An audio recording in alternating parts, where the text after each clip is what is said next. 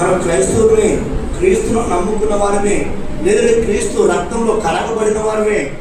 ఈ రోజున నీవు రొట్టెగా మార్చబడాలని, ఇదిగో సముద్రపు రొట్టెలు బల్ల, ఆ బల్ల మీద ఉన్న రొట్టెగా మనం మార్చబడాలి. ప్రార్థన చేద్దాం.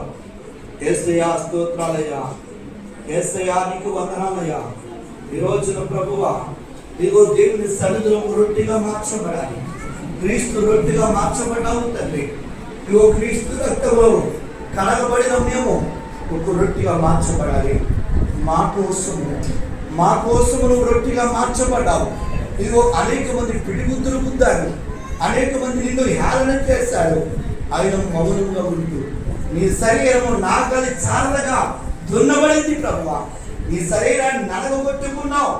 ఈరోజు నువ్వు పిండి తెచ్చి మూలు పెడతా రొట్టె అవ్వదు. ఆ పిండిను నడగొట్టాలి.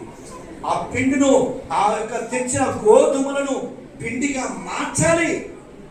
ఆ గోధుమ గింజలను నడగొడితే కానీ పిండిగా మారదు.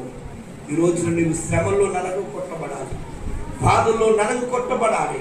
నీవు పరిశుద్ధతలో నీవు నడగొట్టబడిన వారిగా ఉంటేనే పిండిగా మార్చబడతావు. ఆ పిండి రొట్టెకు ఉపయోగపడుతుంది.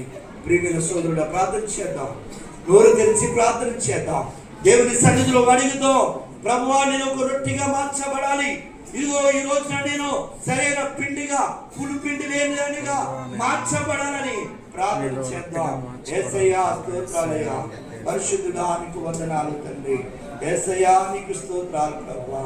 స్తోత్రం యేసయ్యా, స్తోత్రం స్తోత్రం స్తోత్రం యేసయ్యా నీకు స్తోత్రాలయ్యా. హల్లెలూయా హల్లెలూయా.